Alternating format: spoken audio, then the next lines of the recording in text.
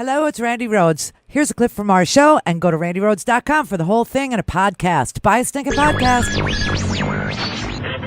Mary had a little man. The fault. We believe that all men are created equal. To the magnificent mosaic that is America. From radio beacon to radio beacon. I have a dream today. Change has come to America. Believe me. Knock, knock. Who's there? It's a figment of your imagination. Randi Rhodes Show. Turn up your mind. There's another major story involving Russia that has now broken back in Washington. A Russian woman is under arrest, accused of being a foreign agent who was trying to infiltrate organizations in the United States and to try to influence U.S. politics. I want to bring in our CNN political correspondent, Sarah Murray, who's been working the story for us. Sarah, first of all, what do we know about this woman?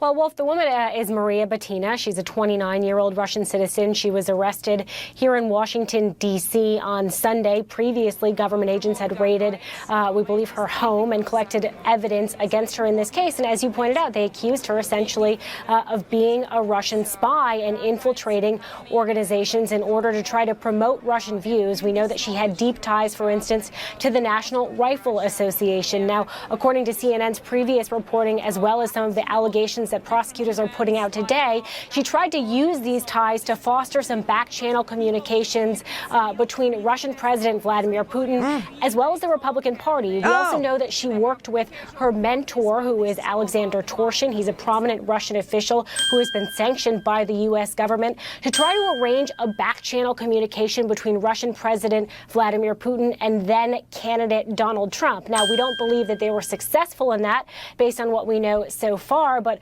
obviously we can see that this is a woman who has been operating in the U.S. for years now. This is someone the government has been keeping track of, and they're now saying this is not just a woman who, was running a gun rights organization in Russia, which is what she was proclaiming to have done, and trying to learn more about gun rights in the U.S. by fostering these ties with the National Rifle Association. In fact, she was operating as a Russian agent here on U.S. soil, at least according to these documents we're getting today from the Justice Department.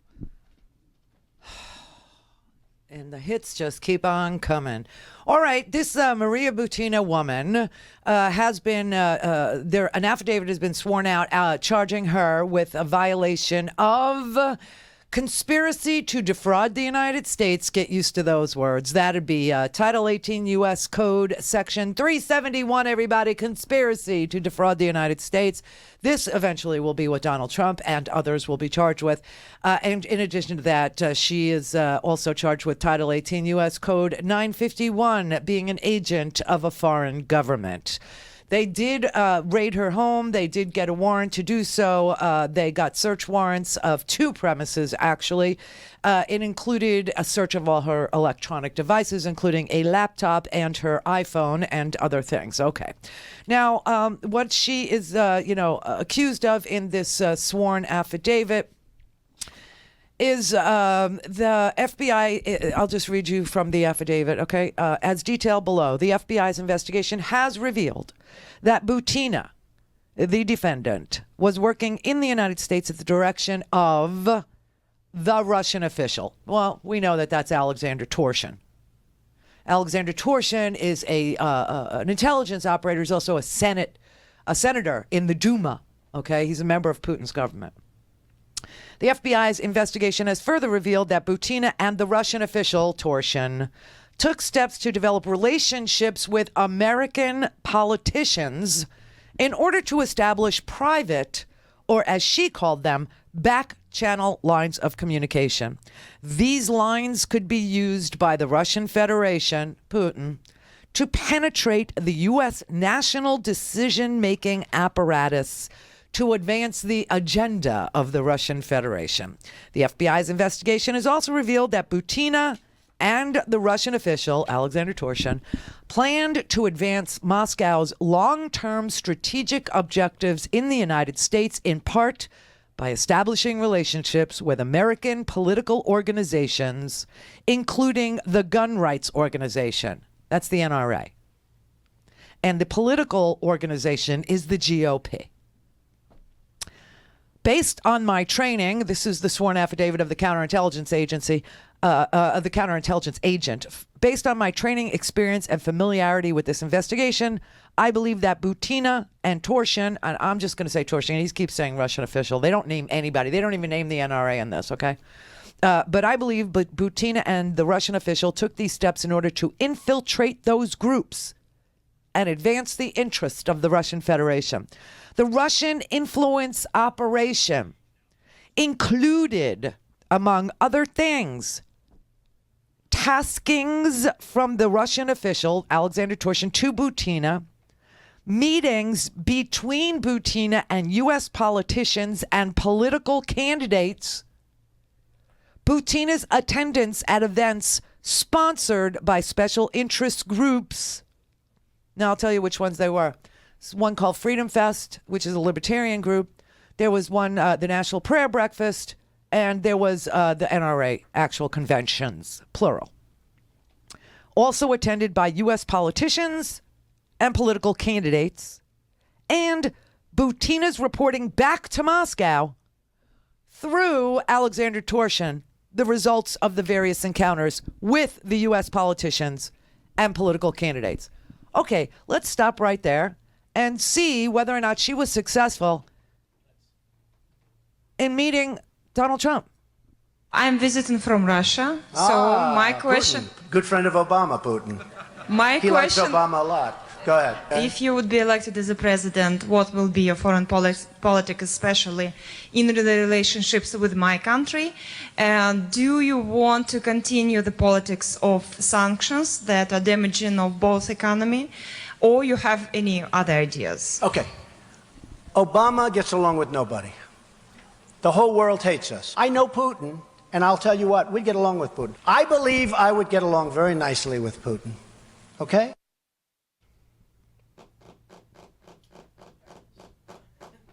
Whoops. Isn't videotape just like the most amazing thing ever? We used to only have sound bites, but now we have pictures to go with them. Isn't the 21st century someplace you really want to get to? I do. Here she is, everybody. I'm a representative of Russian Federation here, and I am a chairman of the Right to Bear Arms. It's a Russian non-profit organization that protects civil rights to keep and bear arms. Как знак того, что мы сегодня, нам нечем защитить себя сегодня эффективно. Я, в свою очередь, тоже это сделала. И, к сожалению, да, у меня есть пустая кобура, которая свидетельствует о том, что нам сегодня нечего положить в эту кобуру. I think that freedom is very important, and the basic of any freedom is, of course, gun rights, economy, and I would like to know more and bring this knowledge to Russia. What will be your foreign politics, especially in the relationships with my country? And do you want to continue the politics of sanctions? I believe I would get along very nicely with Putin. Okay? And I mean where we have the strength. I don't think you'd need the sanctions. I think that we would get along very, very well. We don't need the sanctions, Maria. Don't worry about it. I'm your guy. We don't need them. During the course of her work as a covert Russian agent, Butina regularly met and communicated with the Russian official, Alexander Torshin, and U.S. Person 1 to plan and develop the contours of the influence operation. Well, we think we know who Person 1 is, but I'm going to let that go for now. Just know that it's a U.S. person. On or about March 24th, 2015, Butina emailed U.S. Person 1 with the subject line, "The Second Posner." The body of this email also contained a project proposal. Butina noted to U.S. Person 1 in the email that she was sending the, quote, Google Translator text. Maybe I could translate it myself, but it would take at least a day because the text is very specific, she wrote. She went on to note that she, quote, will be happy to answer to any of your questions and follow your recommendations before I finally send it. The first line of the proposal reads, quote, project description, diplomacy. It goes on to state that a major U.S. political party, hereinafter referred to as political party, And just so you guys know, it's the GOP. Would likely obtain control, okay, the U.S. political party, the GOP, would likely obtain control over the U.S. government after the 2016 elections. The political party is, quote, traditionally associated with negative and aggressive foreign policy, particularly with regards to Russia. However, now, with the right to negotiate, seems best to build relations, and that, quote, central place and influence in the GOP plays the NRA. Plays the NRA. I know this is broken English, but this is what she wrote. The NRA, except in this affidavit, it's called the Gun Rights Organization, is the largest sponsor of the elections to the U.S. Congress. That's how we know it's the NRA, as well as a sponsor of the CPAC conference and other events. The March 24, 2015 email further highlighted Butina's relationship with the NRA's leadership, including her attendance at events in the United States and Butina and Torshin's connections to officials at the NRA. Butina described recent visits to the United States, including references to instances where she was introduced to GOP party leaders as a, quote, representative of informal diplomacy of the Russian Federation. Butina's project proposal concluded by noting, quote, the resulting status needs to be strengthened. It is in the current time interval before the presidential election in 2016. I am requesting a budget of $125,000 to participate in all upcoming major conferences of the GOP. In late March 2015, Person 1 replied to Butina via email with the subject, potential American contacts. Dear Maria. Oh, yeah, the letter's here. Dear Maria, your challenge in your special project, in quotes, will be to balance two opposing imperatives. Your desire to communicate that you speak for Russian interests that will be ascendant in a post-Putin world, while simultaneously doing nothing to criticize the president or speed the arrival of his successor. This restriction is easily understood in private meetings with political and business leaders. It will severely limit your interactions with media. Most of the potential guest appearances listed under media will only be possible if you are willing to be more honest than is politically prudent for you. But all the media personalities listed would be interested in meeting you off the record through your patrons, sponsors, though your patron sponsors may not fully understand the power of such meetings if you do not appear on television, radio, or print as you do in Russia. There is no limit. This is sick.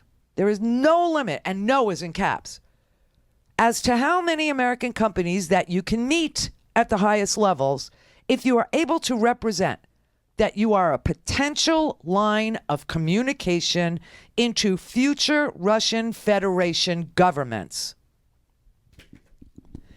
In this email, U.S. Person 1 listed potential media, business, and political contacts, and closed with, quote, everyone on this list understands to some degree U.S.-Russian relations under President Obama and President Putin. Everyone on this list would like to better understand U.S.-Russian relations under new presidents for each country. You can provide commentary on both if you're willing to take that risk. Also in late March 2015, U.S. Person 1 emailed Butina with the subject line, your plan forward. In this email, U.S. Person 1 told Butina that, quote, if you were to sit down with your special friends and make a list of all the most important contacts you could find in America for a time when the political situation between the U.S. and Russia will change, you could not do better than the list I just emailed you. No one, certainly not the official Russian Federation public relations representative in New York, could build a better list. And for a variety of current political reasons, The current Russian ambassadors to the United States and United Nations do not even try. You, and in all caps, he writes, you have already met all of the Americans necessary to introduce you to everyone, in caps, on that list. If you have not spent the last year attending conferences in America, it would take you another year to be able to meet the names on that list. What you have done is prepared all of the groundwork necessary in order to be introduced to everyone on that list. All that I need is for your friends to provide you with the financial resources to spend the time in America to take all of these meetings. I and your friends in America can't make it any easier for you than that.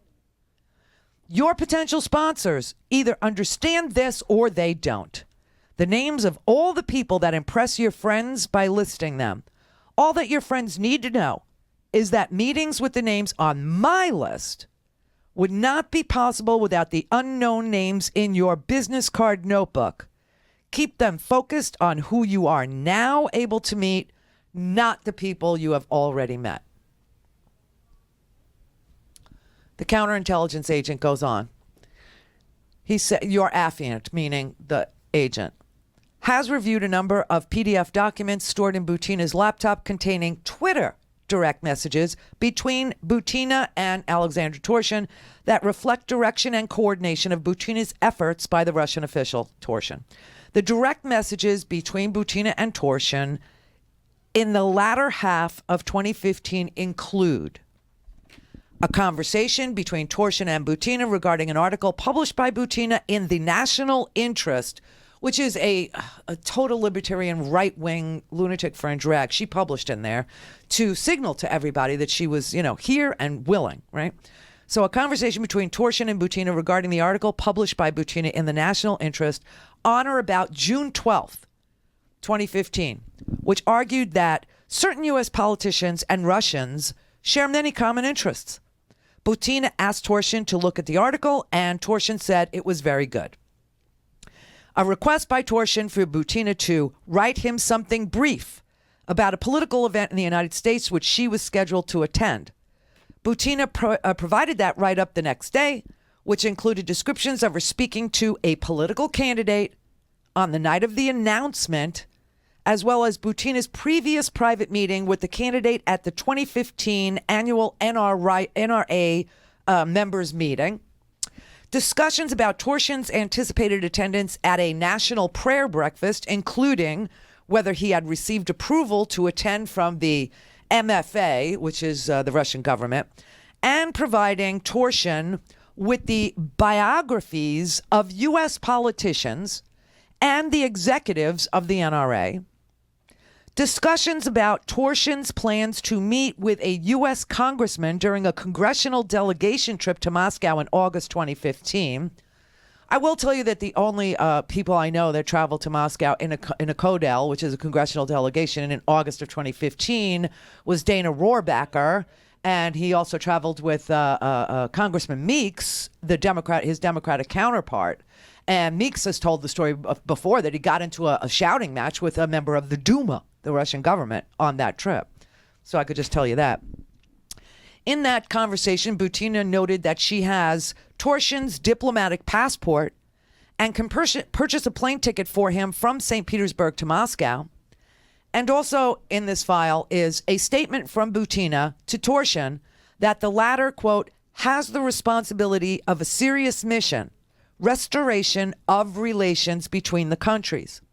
Butina continued by saying that this is a long game. And, quote, maybe by inviting the NRA here, you've prevented a conflict between two great nations, although I think this is the very beginning of the journey. The counterintelligence agent for the FBI says, based on my training, experience, and familiarity with this investigation, I believe that the above described email and Twitter conversations represent Butina's plan to conduct activities as an illegal agent of the Russian Federation in the United States through a Russian influence operation. Now he lists all the different acts that were committed. Butina's efforts in the United States to promote the political interests of the Russian Federation were diverse and multifaceted, including Butina's efforts to organize a series of friendship and dialogue dinners, some of which are believed to have taken place in D.C., the District of Columbia, as well as Butina's attendance at 2 national prayer breakfasts in the District of Columbia.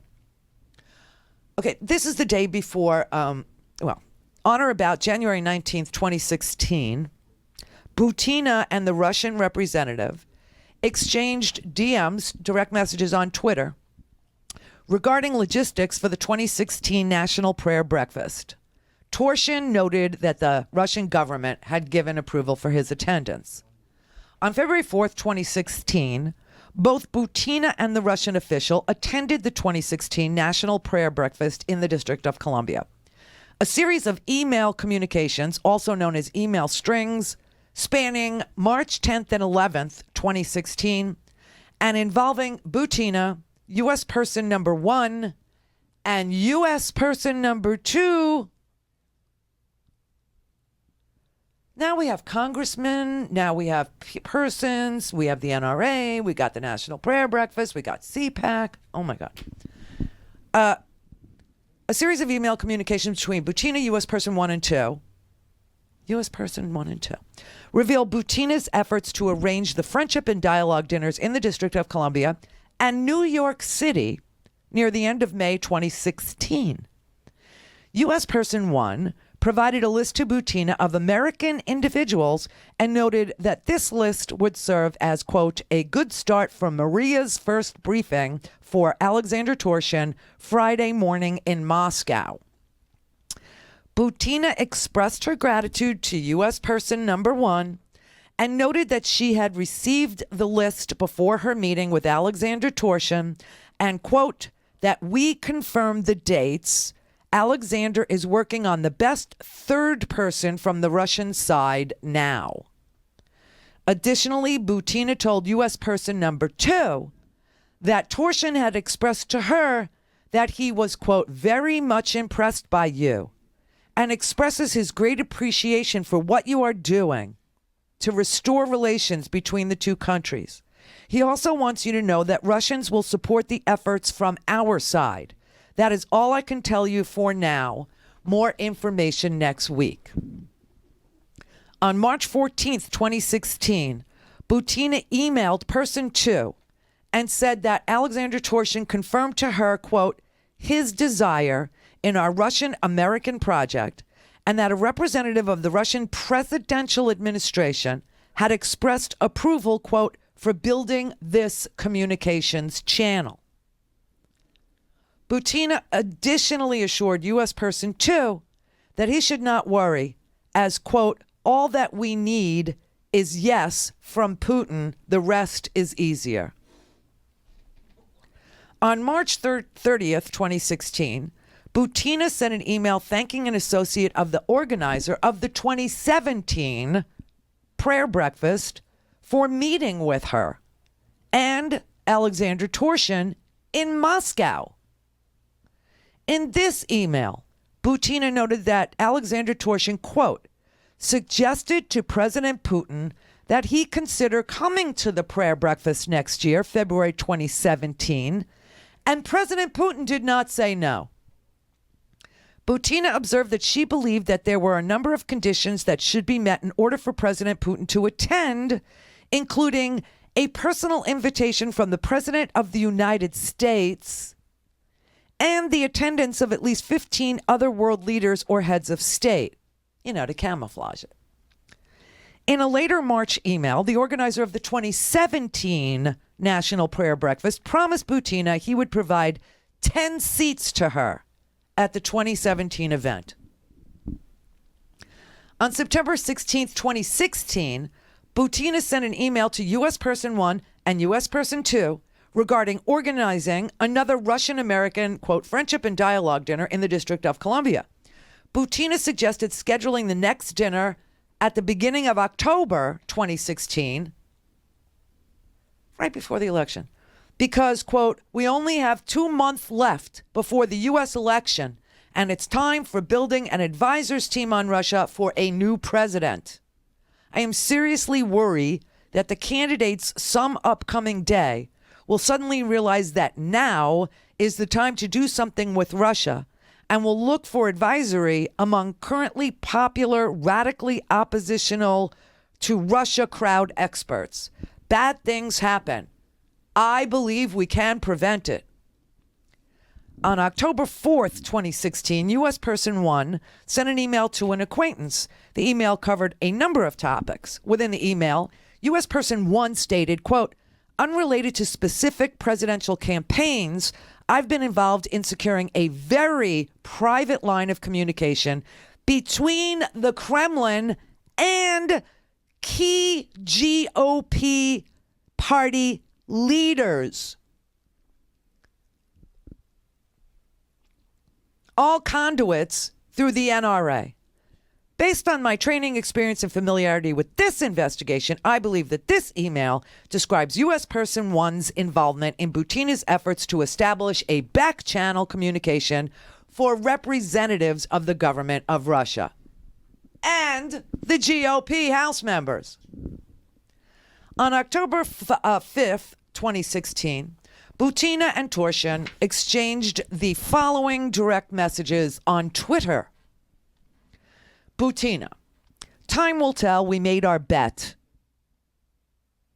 I am following our game. I will be connecting the people from the prayer breakfast to this group. Most importantly, you get better. Everything else we will win. Torshin says, no doubt. Of course we will win. But you are right, need to beat the illness first and get out of the hospital.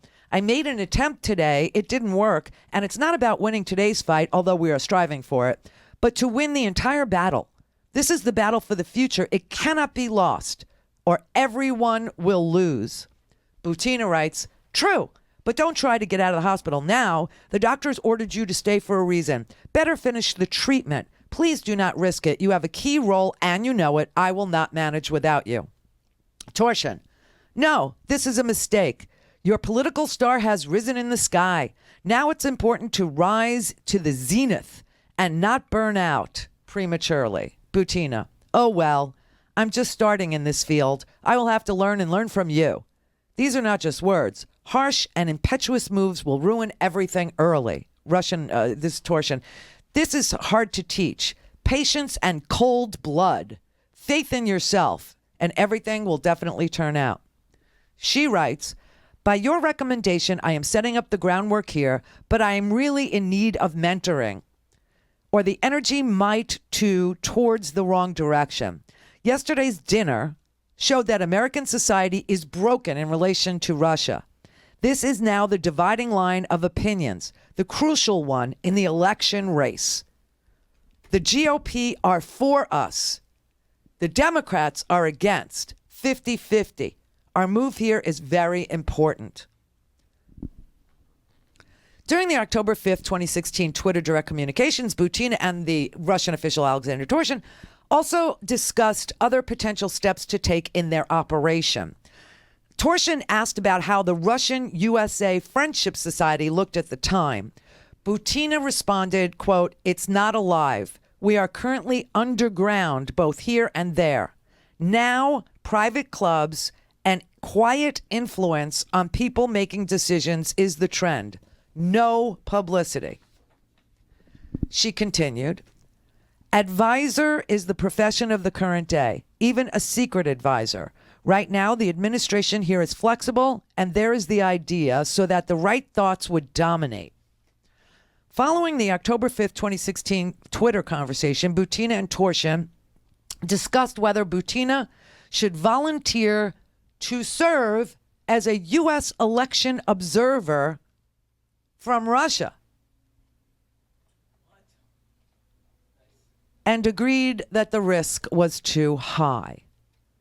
Torshin expressed the opinion that, quote, the risk of provocation is too high and the media hype which comes after it, and Butina agreed by responding, only incognito. Right now, everything has to be quiet and careful.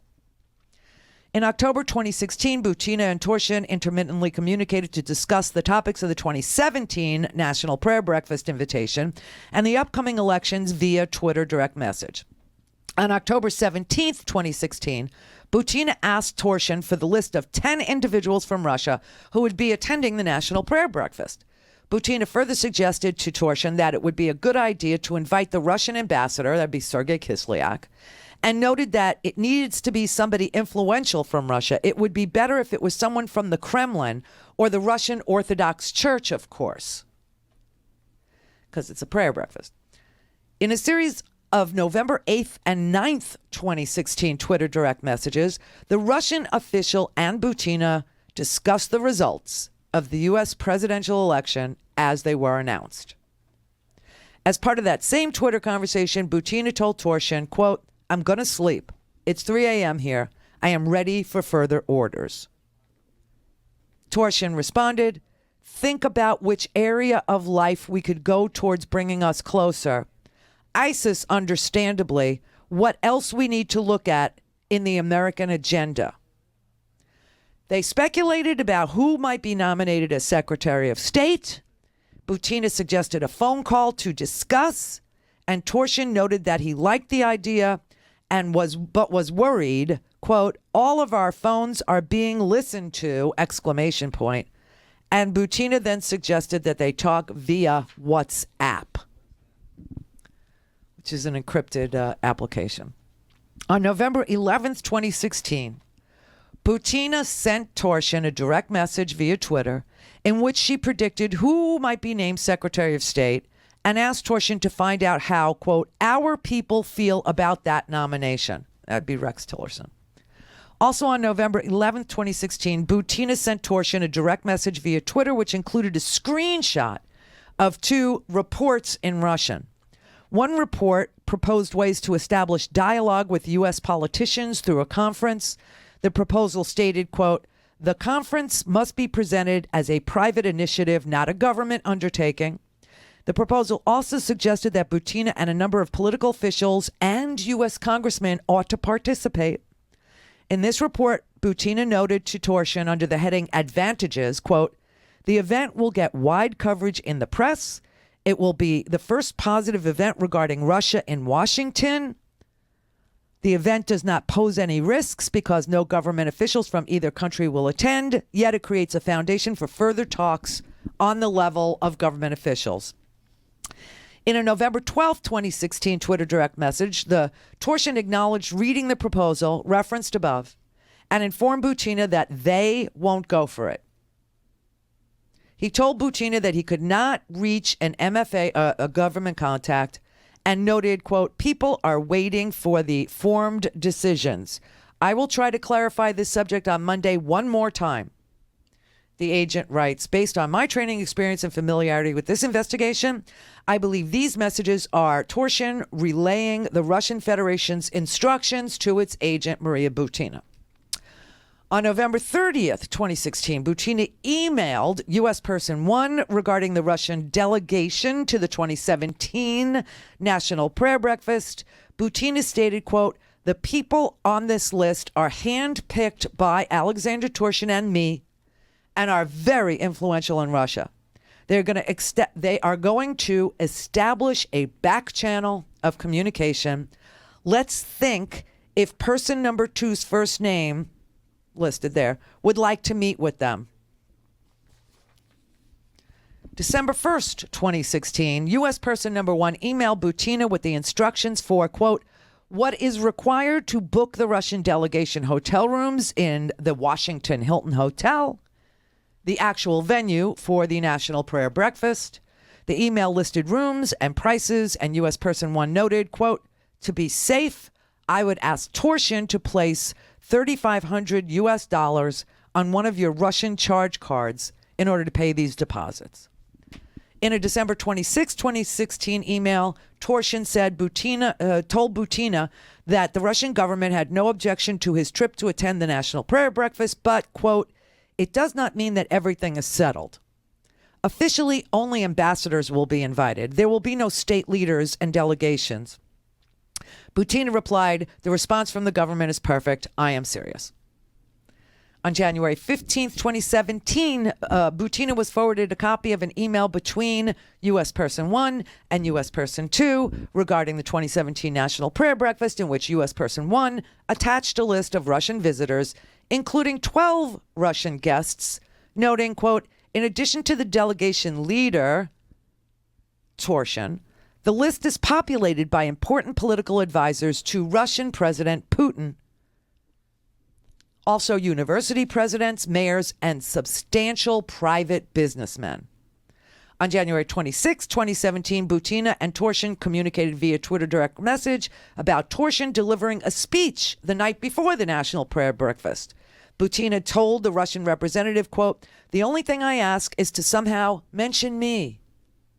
This is very important for me for negotiations with the breakfast committee. They need to see me not as the delegation organization committee, but as a partner and your colleague. The Russian representative agreed as to the, quote, need to stress Butina's status as a key figure. On February 2nd, 2017, Butina and Torshin attended the 2017 National Prayer Breakfast in D.C. On February 6, 2017, Butina emailed a National Prayer Breakfast organizer to thank him for, quote, the gift of your precious time during the National Prayer Breakfast week and for the very private meeting that followed. A new relation between two countries always begins when it begins in faith. Once you have a chance to rest after last week's events, I have important information for you to further this new relationship. I would appreciate one brief additional meeting with you to explain these new developments. I remain in Washington, D.C., pursuing my master's degree at American University. My schedule is your schedule. What is it with these schools Howard went to? He went to American and he went to George Mason. It's where everybody, very weird. On February 8th, 2017, Butina emailed U.S. Person 2 to thank him and noted, quote, our delegation cannot stop chatting about your wonderful dinner. My dearest president has received the message, in quotes, about your group initiatives and your constructive and kind attention to the Russians. At no time, and this is the agent noting, at no time did Butina notify the Attorney General, whose office in the Department of Justice is located in D.C., that she would and did act in the United States as an agent of a foreign government. So that's the sworn affidavit. So we now know that contacts were made prior to the election of Donald Trump, that they were talking the night of the election of Donald Trump. They were speculating about who would be the Secretary of State, and did Russia find that acceptable? Turned out to be Rex Tillerson, the former CEO of ExxonMobil, right? Petrol state to petrol state, that was supposed to be a good thing. She attends all these prayer breakfasts. She attends the CPAC event. She gets $125,000 from the Russian government to stay in the United States and attend all these events. The NRA is meeting and greeting her. You've got this Freedom Fest, this libertarian group that's meeting and greeting her. And we have we have congressmen that are unnamed in here, although you can kind of do the math and figure it out. And you have Americans, Person 1 and 2, who are not named in here, who are being told that she's a Russian agent and she wants to, meet everybody. And they're supplying her lists of who the key people in Washington are to meet.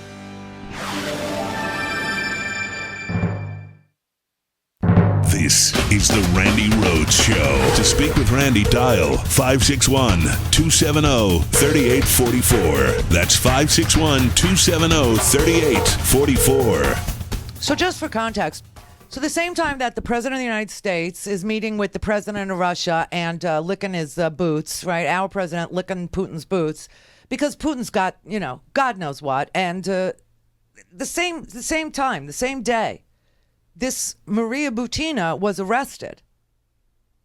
And her initial appearance, she was arrested on Sunday, and Monday, yesterday, she had her initial appearance in federal court in Washington, D.C. So Trump's on stage with Putin, and she's having her first hearing. And she will be held for another hearing tomorrow. She will get another hearing according to the magistrate. She has denied ever working for the Russian government. Her attorney has, is an American attorney, Robert Neil Driscoll, said, quote, she's not an agent of the Russian Federation, okay? She said her ties to the National Rifle Association, which is why I put that in the reading, because in the affidavit, they just say National Gun Organization. They don't say NRA. But her lawyer says that her attorney said her ties to the National Rifle Association, NRA officials, and Republican political operatives were part of networking efforts by Maria Butina, who is a graduate student at American University in Washington, D.C. Her house was raided in April. Quote, according to the affidavit in support of the complaint, from as early as 2015 and continuing through at least February 2017, Butina worked at the direction of a high-level official in the Russian government who was previously a member of the legislature of the Russian Federation and later became a top official at the Russian Central Bank. This is how we know who it is. It's Alexander Torshin. This Russian official was sanctioned by the U.S. Department of the Treasury, Office of Foreign Assets Control, in April 2018, the Justice Department press release said. The Justice Department adds, quote, the court filings detail the Russian official and Butina's efforts for Butina to act as an agent of Russia inside the United States by developing relationships with U.S. persons and infiltrating organizations having influence in American politics for the purpose of advancing the interests of the Russian Federation. The filings also describe certain actions taken by Butina to further this effort during multiple visits from Russia and later when she entered and resided in the United States on a student visa. The filings allege that she undertook her activities without officially disclosing the fact that she was acting as an agent of the Russian government as required by law. Okay, put my screen up for me, please, Brett. Thank you.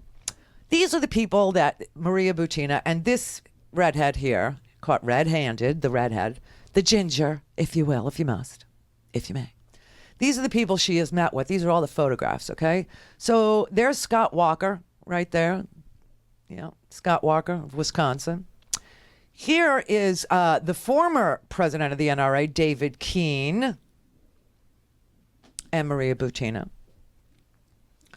Here is Wayne LaPierre, the chief lobbyist for the NRA, and Maria Butina. Here's Rick Santorum and Maria Butina. Here is that crazy sheriff, what's his name? David Clark from Wisconsin, and Maria Butina right here with his little leather vest. Here's a group picture. This is the NRA president, Pete Brownell. This is Arnold and Hillary Glotschlager, who are, lifetime NRA funders. A couple of people from the Outdoor Channel, Jim and Kim Liberatore, and others with the arrested, Russian spy, Maria Butina, who's like right here in this picture. There she is, with Paul Erickson, who some people believe is U.S. person number one. Mm-hmm.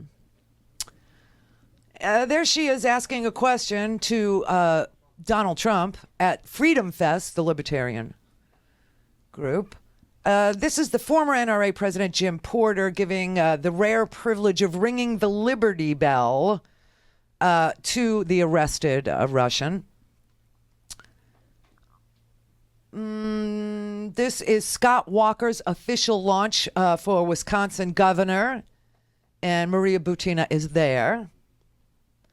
This is the 2015 NRA annual convention in Nashville, and this is Maria Butina. This is Maria Butina at the 2014 NRA annual meeting in Indianapolis. This is Maria Butina at the 2017 National Prayer Breakfast. There she is with Bobby Jindal, everybody. Bobby Jindal. There she is with columnists from Newsmax having dinner. There's National Security Advisor John Bolton making a guest appearance at a roundtable on gun rights that was organized by Russian agent Maria Butina, who's now been arrested. This is the elite in the crowd at Donald Trump's inauguration and attendance at the Donald Trump Freedom Ball. And there's Maria Butina right there. Maria Butina was incredible at South Dakota TARS camp. The kids loved her stories of working for freedom in Russia. South Dakota. Let's just put it this way. This girl made the rounds, okay? So there you have several documented photographs of Maria Butina meeting plenty of American, / Russian GOP members throughout her time spent in the United States working at the behest of Vladimir Putin. It's crazy, right? Lou in Phoenix. Hi, this is Lou in Phoenix. Yes. Nice to talk to you. You too. I'll ask real quickly, Randy. No, right. What can I say to anyone who says even a ham sandwich can be indicted? Except Trump can't. I trust the integrity of the last two indictments, but how I can convince that of anybody? Well, this is not like... There's more than two. There's a whole bunch. Well, I'm saying is, this is not like Andy of Mayberry doing an indictment. This is the DOJ. So how do I? No, this isn't the DOJ. This is Mueller. This is the twice former FBI director, now independent counsel Robert Mueller. Excuse me. You're correct. Right. I'm just trying to. One could only hope and pray that we live long enough to see a DOJ that actually brings indictments against Russians and Russian government officials and Russian troll farm members and Russian agents and the NRA and the people that laundered the money that was stolen from Bill Browder into Manhattan real estate. I mean, one could only hope that we would have a DOJ one day that would do that. Yes. Yeah. Thank you. You're welcome. So what do you say to the Cult 45 people?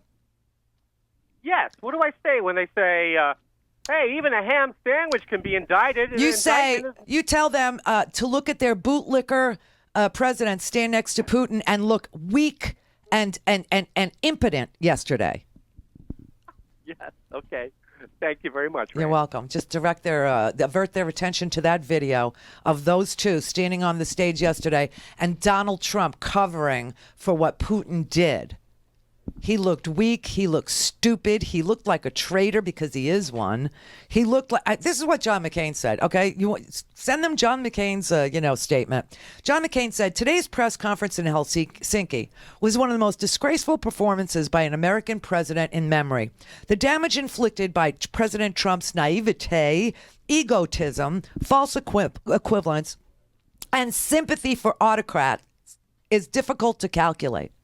But it's clear that the summit in Helsinki was a tragic mistake. President Trump proved not only unable, but unwilling to stand up to Putin. That's what you say to your friends. You say he was not only unwilling, he was not able to stand up to a 5'4" little tiny man who parades around shirtless on horseback. He and Putin seem to be speaking from the same script as the president made a conscious choice to defend a tyrant against the fair questions of a free press and to grant Putin an uncontested platform to spew propaganda and lies to the world. It's tempting to describe the press conference as a pathetic rout, as an illustration of the perils of under-preparation and inexperience, but these were not the errant tweets of a novice politician. These were the deliberate choices of a president who seems determined to realize his delusions of a warm relationship with Putin's regime without any regard for the true nature of his rule, his violent disregard for the sovereignty of his neighbors, his complicity in the slaughter of Syrian people, his violation of international treaties, and his assault on democratic institutions throughout the world. Coming close on the heels of President Trump's bombastic and erratic conduct towards our closest friends and allies in Brussels and Britain, today's press conference marks a recent low point in the history of the American presidency. That the president was attended in Helsinki by a team of competent and patriotic advisors makes his blunders and capitulations all the more painful and inexplicable. No prior president has ever abased himself more abjectly before a tyrant. Not only did President Trump fail to speak the truth about an adversary, but speaking for America to the world, our president failed to defend all that makes us who we are, a republic of free people dedicated to the cause of liberty at home and abroad. American presidents must be the champions of that cause if it is to succeed. Americans are waiting and hoping for President Trump to embrace that sacred responsibility.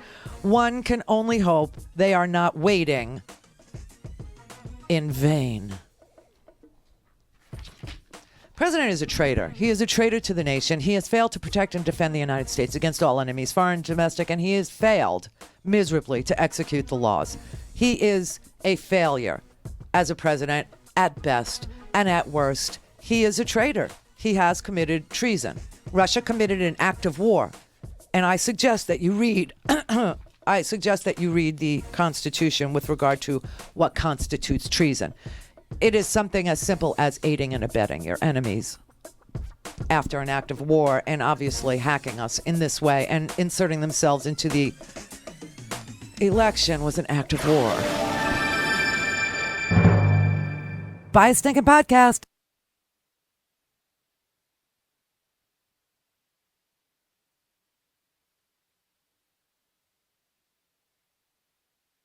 Go to randyrhodes.com for the whole thing and a podcast. Buy a stinking podcast.